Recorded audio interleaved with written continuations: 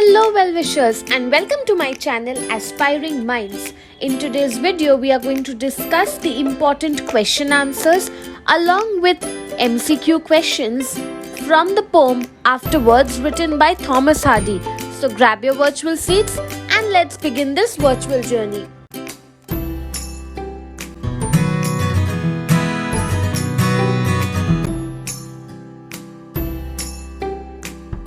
Now just before I begin the video, I have already made a detailed video on the poem Afterwards by Thomas Hardy, where I have discussed the central message of the poem. In details, I have discussed the themes of the poem and also it's got the stanza-wise line by line meaning of the poem. I'll provide the link to that video in the description box below and also in the I button that you can see on the top right side of your screen. You can also go and have a look at that video first. The poem Afterwards by Thomas Hardy was written in 1917 during World War I. Now this was a time when there was a lot of social and cultural changes as well as loss of life that was happening due to war. I already have made a video on war poetry which is live on my channel. You can look at it to get a feel of what was happening during World War I. And in this poem, Hardy reflects about his own, possibility of dying and the legacy that he might leave behind after his death. So in this poem, he explores the idea of how people remember someone after they have died, particularly focusing on whether they would remember the person as someone who appreciated and noticed the beauty of everyday life and nature.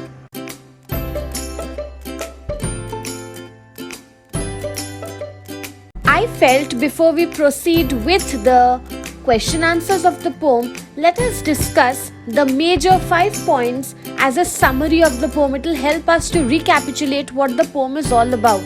Now, Afterwards by Thomas Hardy makes the readers deeply think. It explores the speaker's reflection on life, nature, and the passage of time.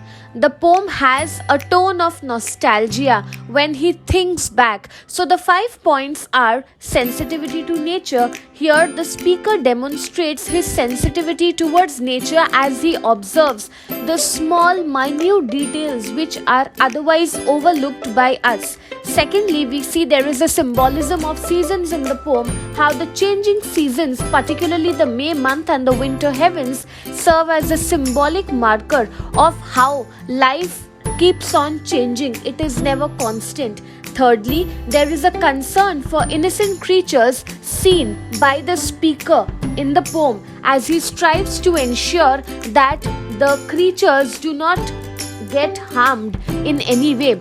Fourthly, there is of course mention of death. The poem makes the speaker think about his own mortality, addressing how others will remember him after his death. So this is a recurring theme in the poem, that is death. And lastly, we see the poem dealing with the mysteries of existence. The full starred heavens and the ringing of the bell of quittance evoke a sense of mystery in the poem. So it suggests that even in death, the speaker leaves behind a presence that prompts those who remain to think about the mystery of his existence. So therefore we can say that Afterwards is a poem that explores the fleeting moments of life, the beauty found in ordinary details, and the enduring impact one may have on the memories of others after death.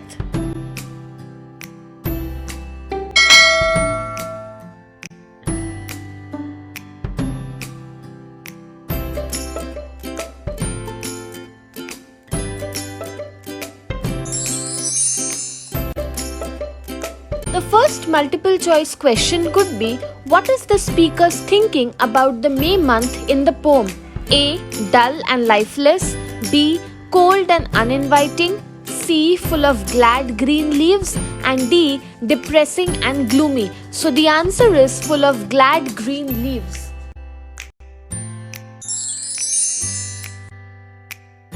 Question 2. In the poem, what is the significance of the dewfall hawk? A. A dangerous predator. B. A common bird. C. A symbol of familiarity. And D. A creature to be feared. The answer is option C. A symbol of familiarity.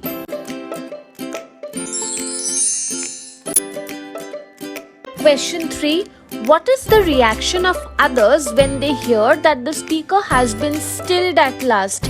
A. A joyful celebration. B. Sadness and contemplation. C.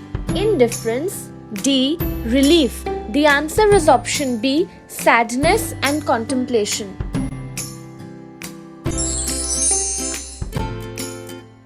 Question 4. What do people do when they stand at the door after the speaker's passing? A. They ignore the surroundings. B. Watch the winter sky. C. Avoid looking up. D. Close their eyes. The answer is option B. Watch the winter sky.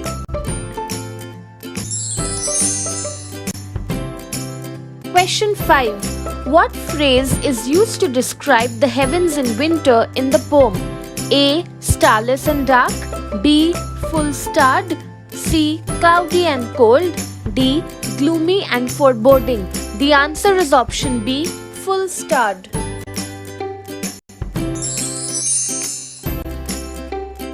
Question 6. How is the speaker described when the bell of quittance is heard in the gloom?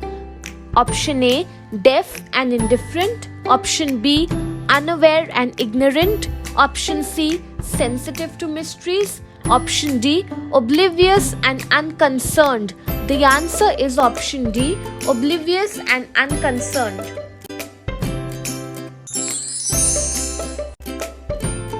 The last MCQ. What is the recurring theme in the poem Afterwards by Thomas Hardy?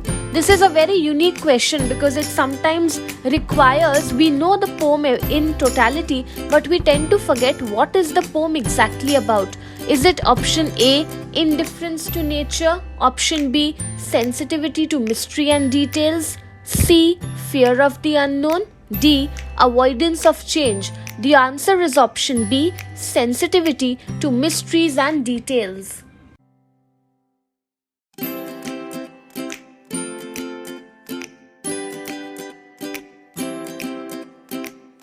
Let us look at a few short answer type questions. Question 1. What does the speaker notice about the May month in the poem? Answer. The speaker notices that the May month has glad green leaves like wings. Question 2. Describe the significance or importance of the dewfall hawk in the poem. The answer would be, the dewfall hawk is a familiar sight to the speaker, serving as a symbol of something the speaker would often observe.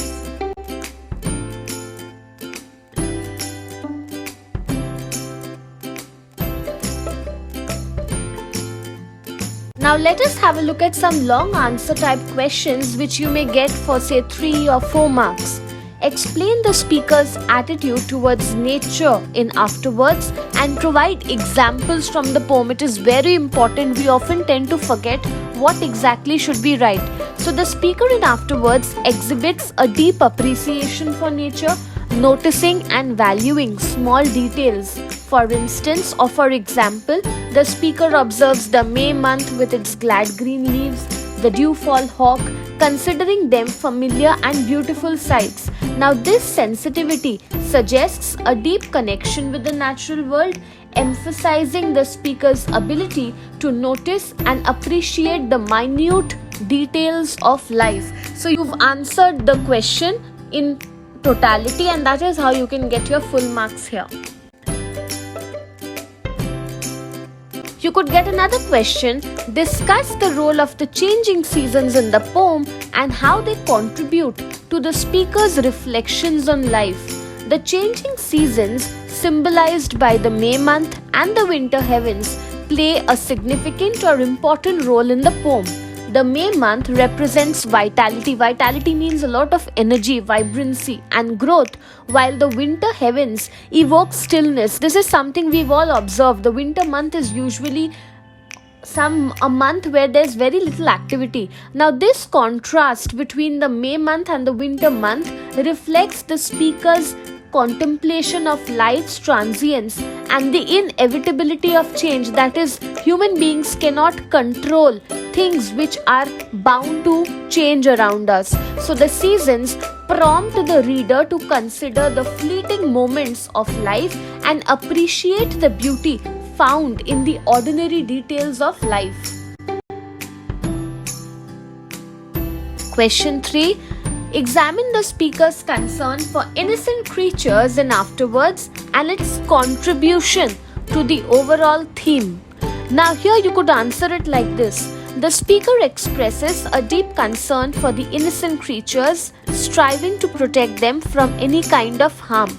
This compassion adds depth to the speaker's character, highlighting a sense of responsibility and an awareness of the interconnectedness of life. That is, you need to show your care, concern and protect nature, and in return you will get it back. Now this theme contributes to the overall message of the poem, emphasizing that someone who cares for the well-being of the innocent creatures is attuned to the subtleties and mysteries of life. That is what I told you, that you will get that kindness back in the most unexpected ways. That is the main concern that the poet is trying to highlight over here. Question 4. Describe the significance of the full-starred heavens in the poem's context. You could answer it like this. The full-starred heavens are observed by those standing at the door after the speaker's passing. This imagery contributes to a sense of awe and mystery. It suggests that the speaker, even in absence, leaves behind an imprint or makes the people who are left behind think deeply, making others ponder or think about the mysteries of existence when they look at the star-filled sky. The last question for this video today.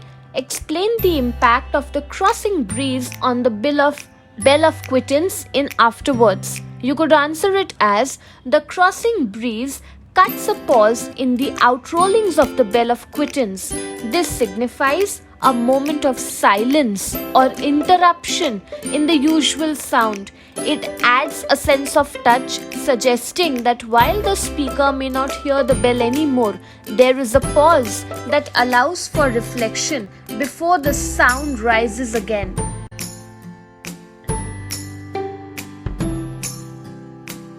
So that's it from this video. I hope you liked it. Do hit the like button. Subscribe to my channel for more such future updates. Thank you for watching. Bye.